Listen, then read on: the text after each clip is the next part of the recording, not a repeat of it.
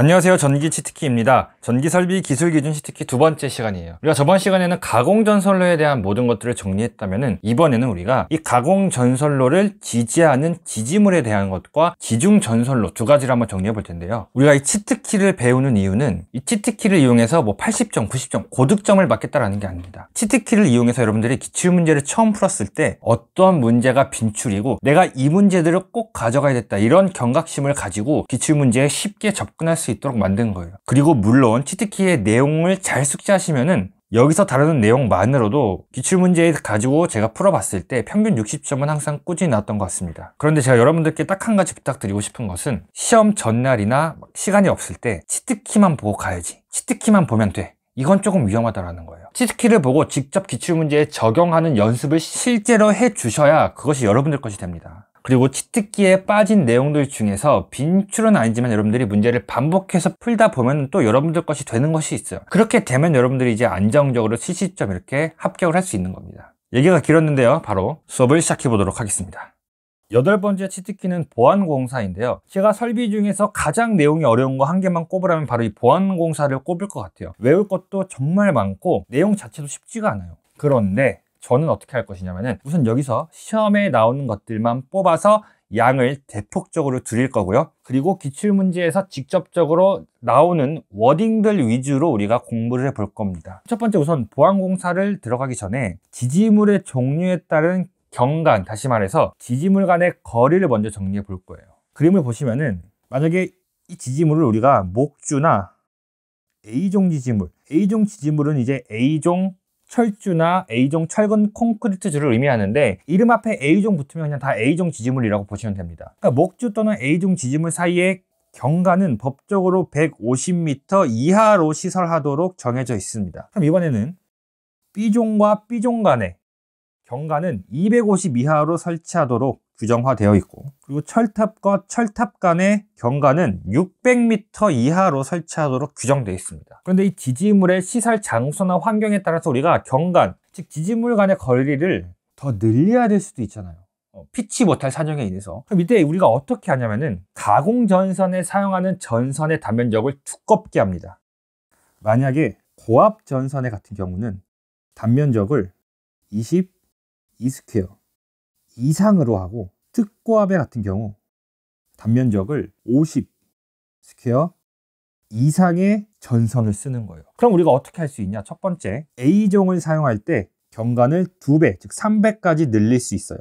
B종을 사용할 때는 경간을 마찬가지로 2배, 500까지 늘려줄 수 있어요. 그런데 철탑을 사용할 때는 우리가 경간을 늘리지 않고 600 그대로 씁니다. 늘릴 수 없어요. 그럼 우리가 이 표준 경간이라는 것이 A종이나 목주를 쓰면 150, B종을 쓰면 250, 철탑을 쓰면 600이에요. 지지물 간의 거리가. 그런데 우리가 더 멀리 설치하고 싶으면 어떻게 한다고요? 전선의 단면적을 크게 한다더라. 고압을 22, 특고압을 50스퀘어 이상으로 했더니 이 경간을 우리가 목주의 경우 300까지 2배나 늘릴 수 있고, B종도 2배를 해서 500까지 늘릴 수 있어요. 근데 철탑은 늘릴 수 없다. 이렇게 기억하면 되겠네요. 이렇게 단면적을 크게 해서 늘리는 이런 상황들을 우리가 장경간이라고 합니다. 그래서 표준 경간과 장경간에 대해서 여러분들이 정리해 주시면 되는데, 자, 그럼 우리가 여기서 두 가지를 배웠어요. 표준 경간과 장경간 두 개 배웠는데, 자, 표준 경간은 보통 문제가 어떻게 출제되냐면은 특정 지지물을 문제에서 조건으로 줘요.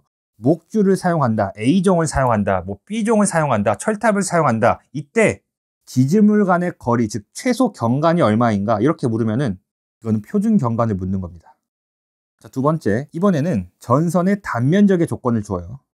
그리고 지지물에 대한 조건도 주어집니다. 그리고 나서 최종적으로 경간을 물어볼 거예요. 문제에서 전선의 단면적이라는 조건을 준 이유가 뭐겠어요? 내가 지금 이거 장경간으로 해도 되는지 안 되는지 물어보는 거예요. 이런 유형은 대부분 장경간을 묻는 문제가 됩니다.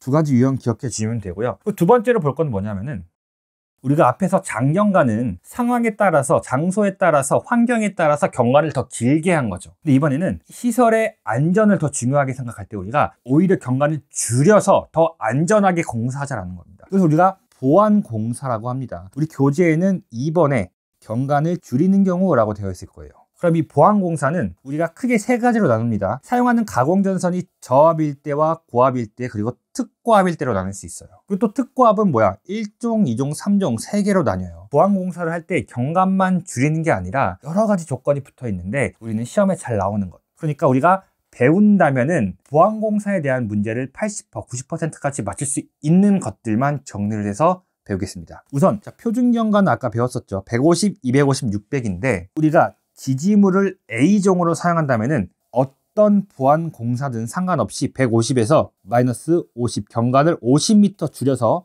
100으로 해요. 딱 한 가지만 주의해 주세요. 특고압 제1종 보안 공사에서는 목주와 A종을 사용할 수 없습니다. 두 번째, B종은 뭐냐? B종으로 할 경우 우리가 경관을 100만큼 줄일 수 있어요. 딱 A종의 2배만큼 줄일 수 있는 거죠. 그런데 제2종 특고압 공사에서는 목주 A종과 마찬가지로 마이너스 50만 해줄 수 있습니다. 세 번째, 철탑은 600에서 마이너스 200입니다. 저고압, 특고압 상관없이 무조건 마이너스 200 줄일 수 있어요. 근데 딱 한 가지 조건이 붙어요. 뭐냐면은 우리가 단주라는 철탑을 사용하면은 이 단주라는 게 뭐냐면은 보통 우리가 철탑 생각하면은 이 에펠탑처럼 생긴 이런 철탑을 생각을 하잖아요. 그렇죠? 이렇게 생긴 거 말고 이렇게 동그란 단주라고 불리는 철탑이 있습니다. 이 단주를 사용할 때의 경관은 300이고 나머지는 다 400이다 이렇게 기억하시면 되겠습니다. 그럼 이 경관을 기억하는 것도 중요하지만 시험에서 또 잘 나오는 게 뭐냐? 제1종 특고압 보안공사를 할 때 이 친구를 할 때 전선 단면적에 대한 규정이 정해져 있어요.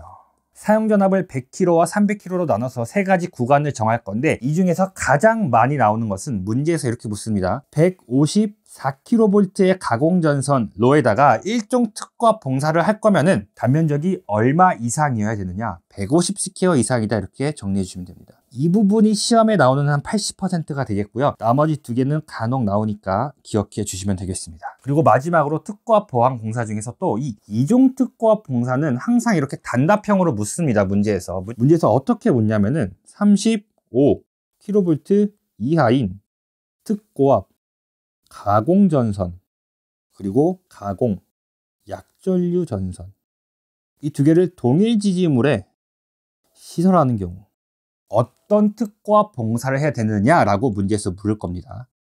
그럼 정답이 뭐겠어요? 제2종 특고압 보안공사라고 답해 주시면 되는 거죠. 근데 우리가 앞에서 가공전선과 약전류 정선을 동일 지지물에 시설하는 거 뭐라 그랬죠? 공가라고 배웠죠.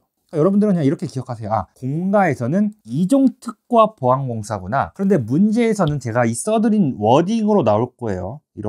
이것을 이렇게 세 개만 기억하시면은 특고압 보안공사에 대한 문제 대부분은 풀 수 있을 겁니다. 그래서 우리가 표준경관, 장경관, 보안공사 이렇게 세 개를 정리해 봤습니다. 정리해 주시고요. 다음 내용 바로 보도록 하겠습니다. 9번째 치트키는 풍압하중입니다. 풍압하중은 지지물이 바람에 의해서 가해지는 하중을 말해요. 지지물이 있으면은 뭐 철탑이든 전주든 바람이 불면은 무게가 가해지잖아요. 그걸 의미하는데 이걸 종류를 조금 세세하게 나눕니다. 간단하게 이렇게만 정리해 주세요.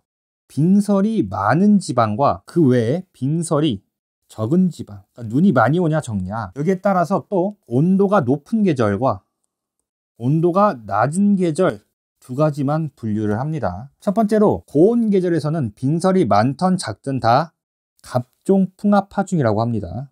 그리고 온도가 낮을 때는 빙설이 많은 지방은 을종이라고 하고 빙설이 적은 지방은 병종이라고 합니다. 그래서 우리가 이제 갑, 을, 병 정할 때 그 갑을 병을 쓰는 건데 우리가 지지물에 가해지는 풍압하중을 대략적으로 고려하고 계산할 때 대부분 이제 이 갑이라는 갑종 풍압하중을 기준으로 잡습니다. 갑종 풍압하중을 기준으로 잡고 을종을 몇 배를 해라, 뭐 병종은 몇 배를 해라 이런 식으로 계산을 하는 거예요. 그래서 이 풍압하중에 대해서는 어떤 지방이냐, 계절이 어떨 때 어떤 풍압하중을 적용하느냐 이 네 가지 정도만 기억하면 됩니다. 갑을, 갑병 이렇게만. 그럼 여기서 우리가 기준으로 잡는다고 했던 이 갑종 풍압하중을 3개만 정리를 해볼게요. 교재에는 2번이라고 되어 있어요. 지지물의 갑종 풍압하중.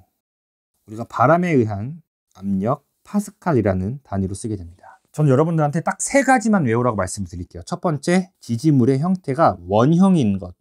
두 번째, 원형이 아닌 철근, 콘크리트주.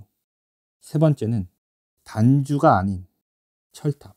우선 이 세 가지만 외우면은 기사에 출제되는 80에서 90% 문제는 모두 풀 수 있을 것입니다. 우선 제가 여러분들 이거 좀 쉽게 외우기 위해서 재밌는 이야기를 해드릴 테니까 그대로 기억하시면 됩니다. 어떤 한 연인이 이렇게 길을 가요. 그 남자가 약간 좀 몸에 가오가 가득 차 있는 그런 사람인 거죠. 그래서 막 지나가다가 자기보다 덩치가 조금 작으면은 이렇게 막 어깨를 팍 쳐가지고, 우리가 어깨빵이라 그러죠. 어깨빵을 빵빵 치면서 다니는 좀 무례한 사람이에요. 길을 가다가 어떤 사람이 굉장히 빼짝 말라가지고 멀뚱멀뚱하니 서 있어가지고 어깨를 빡 쳤어요. 알고 보니까 원형 철주였던 거예요. 원형 철주. 그래갖고 여자가 옆에서 있어서 깜짝 놀라가지고, 어떻게 오빠 팔 괜찮아? 오빠 팔 괜찮아? 이렇게 물어보는 거예요. 그랬더니 이 남자가 충청도 분이에요. 충청도 사람. 씩씩대면서 뭐라 그러냐, 나 아직까지 팔팔혀. 팔팔혀 이렇게 말한 거예요. 팔팔이. 그때 이 여자가 등짝을 한 대 딱 때리면서, 에휴, 정신 못 차린다고, 그만하고 이리 와, 이리 와, 이리 와, 이렇게 기억하면 되겠습니다. 어때요? 괜찮죠? 원형으로 된 지지물, 대표적으로 나무로 만든 목주 또는 이름 앞에 원형이 모두 들어간 것은 다 588. 오빠 팔 괜찮아? 588. 두 번째, 원형이 아닌 철근 콘크리트주는 나 아직까지 88이요. 882, 882 파스칼. 단주가 아닌 철탑은 뭐요? 이리 와, 1255, 1255 이렇게 기억해 주시면 되겠습니다. 이 세 가지만 기억하면 여러분들 큰 걱정 없이 문제를 풀 수 있을 것입니다. 통합하중은 여기까지 정리해 주시고요. 다음 내용 보겠습니다. 10번째 치트키는 지지물의 안전율인데요. 이것도 우리가 양을 대폭 줄여서 첫 번째, 가공전선로의 지지물의 기초의 안전율 보겠습니다. 우선 모든 가공전선로 지지물의 기초의 안전율은 항상 2 이상으로 우리가 설계를 해야 됩니다. 그런데 철탑에 대해서 만약에 문제에서 이런 조건이 주어졌다고 할게요. 이상시 상정 하중에 대한 철탑의 기초라고 묻는다면 이때는 1.33 이상이에요. 그러니까 문제에서 이상시 상정 하중에 대한 것을 고려해라라는 워딩이 명확히 주어진다면은 1.33이구나. 그런 게 없으면은 2구나 이렇게 기억을 하면 됩니다. 근데 우리가 모든 지지물을 세울 때 안전율을 고려해서 하면 너무 복잡하잖아요. 그럼 이 안전율을 고려하지 않고도 정말 안전하게, 그냥 확실하게 이건 안전하다, 안전율 없이도 이건 괜찮다 라고 할 수 있는 지표가 하나 있는데 써볼게요. 안전율 대한 고려 없이 시설해도 되는 경우. 이제 우리가 전주를 땅에다가 박을 때 이거를 깊숙이 박으면은 안전율 고려하지 않고도 그냥 설계해도 된다라는 거예요. 이 깊숙이의 기준이 얼마냐? 사실 이게 전주의 길이에 따라서 계산하는 방법이 있는데 시험엔 이거밖에 안 나와요. 지표 아래로 2.8m 이상으로 박으면은 안전율 고려 없이 시설해도 된다. 그러니까 정답은 항상 2.8m예요. 이거는 2.8m. 땅에 2.8m 이상 묻으면은 안전율 고려하지 않고 설계해도 된다. 세 번째, 다음으로 자주 나오는 거는 무선 통신용 안테나를 지지하는 철탑의 안전율까지 한번 정리해 볼게요. 무선용 안테나 철탑은 안전율이 얼마여야 되냐? 1.5 이상이면 된다. 이렇게만 기억을 하겠습니다. 그리고 마지막으로 목주 풍합하중에 대한 안전율 같이 볼게요. 전압의 종류에 따라서 분류할 수 있는데요. 저압은 가장 안전하겠죠. 전압이 작으니까 1.2. 고압은 조금 위험하겠죠. 1.3. 특고압은 많이 위험할 수 있죠. 1.5 이상으로 안전율을 설계하면 되겠다. 근데 문제에서는 보통 이 저압과 고압이 좀 많이 보입니다. 두 개를 먼저 기억해 주시고 특고압은 제일 크니까 1.5 이렇게 기억해 주시면 되겠죠. 정리해 주시고요. 다음 내용 보겠습니다. 11번째 치트키는 철탑의 종류인데요. 이 철탑의 종류는 여러분들이 딱 두 가지만 기억해 주세요. 우선 문제에서 이렇게 물을 때가 있을 겁니다. 전선로 지지물 양쪽 경관의 차가 큰 곳에 설치하는 철탑은 어떤 것인가? 이렇게 묻는다면 바로 내장형이라고 답해 주시면 되는데, 이 내장형 철탑이 뭐냐면은 지금 S1과 S2, 즉 가운데 있는 철탑을 기준으로 양쪽의 철탑의 경관이 다르죠. 그러면은 철탑이 멀수록 전선은 길어지니까 무게가 무거워져요. 그러면은 S1이 이렇게 힘으로 이 철탑을 잡아당기고 있을 때 S2는 상대적으로 전선이 짧고 가벼우니까 이렇게 잡아당긴다고요. 그런데 이 철탑에 이렇게 힘이 불균형하게 작용되면은 철탑에 이쪽으로 휜다거나 안 좋은 힘이 발생해서 철탑에 무리가 가겠죠. 그래서 이때 우리가 내장형이라는 것을 사용을 합니다. 내장형. 그 내장형을 사용하는 것이 한 번 더 있습니다. 어떤 경우냐면은 이제 아주 일반적인 형태의 철탑, 우리가 직선형이라고 해요. 경관도 일정하고 대지의 고저차도 크게 없는 이 직선형 철탑을 10기 이상 사용하는 곳 있잖아요. 이때는 우리가 직선형 철탑 10기마다 내장형 철탑을 1기씩 시설해야 됩니다. 이렇게 두 가지 조건에 대한 내용을 기억해 주면 되는데요. 이 기사에서 13개년 문제를 사실 풀고 보니까 철탑의 종류를 묻는 모든 문제의 정답은 다 내장형이었어요. 내장형. 딱 한 가지 다른 게 뭐가 나오냐면은 문제에서 이렇게 물을 거예요. 각도형의 철탑을 사용할 때는 수평각도가 몇 도를 초과하는 곳에서 사용하느냐? 각도형은 뭐다? 지지물의 설치 수평각도가 3도를 초과할 때 사용한다. 이 3도라는 숫자를 묻습니다. 3도. 그래서 철탑의 종류는 딱 두 가지만 기억해 주시면 될 것 같습니다. 두 번째 치트키는 지지선과 가공지선입니다. 이 가공전선로에는 전력을 공급하는 선 이외에 두 가닥의 선이 더 설치가 됩니다. 이 첫 번째가 가공지선이고 두 번째가 지선이에요. 이에 대한 내용은 우리가 전력공학에서도 배웠는데요. 가공지선은 낙뢰로부터 이상전압으로부터 지지물과 전선들을 보호하고, 이 지선이라는 것은 지지물이 쓰러지지 않도록 지지해주는 선이에요. 이제 용어가 지지선으로 이제 바뀌었거든요. 시험에서는 아마 지선이라고 계속 나올 겁니다. 이때 우리가 지선에 대한 것 딱 세 가지만 기억을 할게요. 우리가 이 지선을 만들 때 연선을 사용하는 경우, 즉 여러 가닥의 선을 꼬아서 만드는 경우예요. 이때 연선을 구성하는 여러 가닥의 선을 우리가 소선이라고 하는데요. 소선은 세 가닥 이상이어야 된다. 두 번째, 지선의 안전율은 2.5 이상이어야 된다. 세 번째, 지선의 인장하중은 4.31 kN 이상이어야 된다. 이 인장하중이라는 것은 지선을 잡아 당겼을 때 얼마만큼의 힘까지 버틸 수 있냐? 4.31 kN의 힘까지 버틸 수 있다. 이렇게 이해하면 되겠습니다. 가장 많이 나오는 것은 이 소선에 대한 문제입니다. 그리고 두 번째, 가공지선 같이 한번 보겠습니다. 가공지선 딱 한 가지만 기억하세요. 고압 가공전선로에서 사용하는 가공지선의 지름은 4mm 이상이고요. 내가 나경동선이란 걸 써요. 나경동선은 피복, 껍데기가 없는 구리선을 의미하게 됩니다. 그래서 지지선과 가공지선은 이 네 가지 정도만 기억해 주시면 되겠습니다. 13번째 치트키는 지중전선로입니다. 우리가 앞에서 지금까지 가공전선로 배웠죠. 하늘에, 공중에다가 선을 배선하는 방식이고요. 여기서부터는 이제 땅 밑을 파서 땅에다가 선을 심어서 보내는, 매설한다라고 해요. 그런 방법인데요. 이 지중전선로를 매설하는 방법이 총 세 가지가 있습니다. 첫 번째는 직접 매설식이 되겠고요.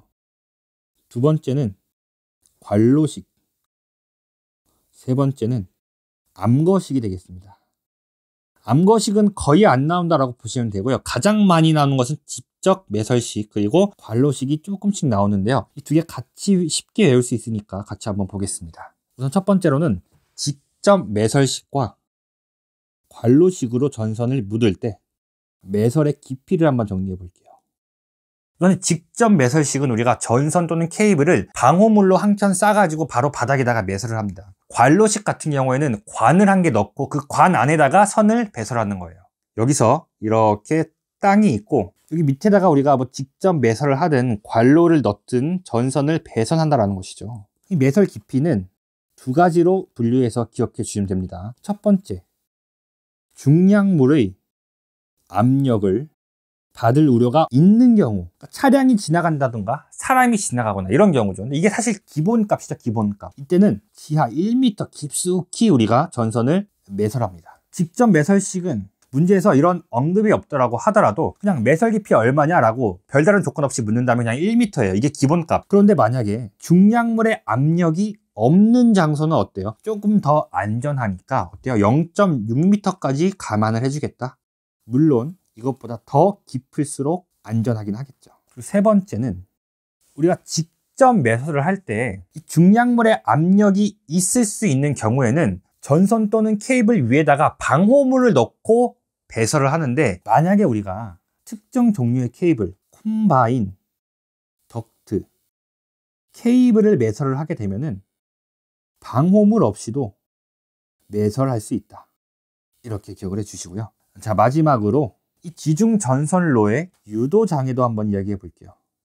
이 지중전선로에는 전력선뿐만 아니라 약전류 전선도 지나가요. 그러면은 전력선과 약전류 전선을 우리가 이격시킵니다. 왜 이격시키냐? 이 지중전선에 의해서 누설전류나 전선로에 의한 유도작용이 약전류 전선을 방해하지 않도록 이격거리를 주는 거죠. 그래서 여러분들은 지중전선로의 유도장애 하면은 딱 이 두 가지 단어만 떠올리시면 되겠습니다. 여기까지가 지중전선로였고요. 오늘 마지막 내용 같이 한번 보겠습니다.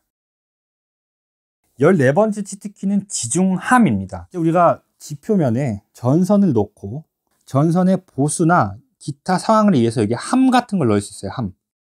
영어로 하면 이제 박스 같은 거죠. 큰 박스를 넣는데 이 지중함에 대한 시설 조건은 딱 두 가지만 기억해 주시면 돼요. 첫 번째, 이 지중함의 크기가 1세제곱미터 이상이면은, 부피를 의미하겠죠. 부피가 1세제곱미터 이상이면은 여기에 만약에 폭발 가스 같은 것들이 찰 수 있어요. 가연성 가스 같은 것들이. 그래서 뭘 해야 되냐면은 통풍 장치를 필수적으로 시설해야 됩니다. 문제에서는 이 1세제곱미터라는 수치를 항상 묻습니다. 두 번째, 시설 조건 중에서 이 지중함은 고인 물을 제거할 수 있는 구조로 만들어야 된다는 것이 있는데, 실제로 이 문장이 시험에 나오진 않고 항상 오답 유형으로 이렇게 물어요.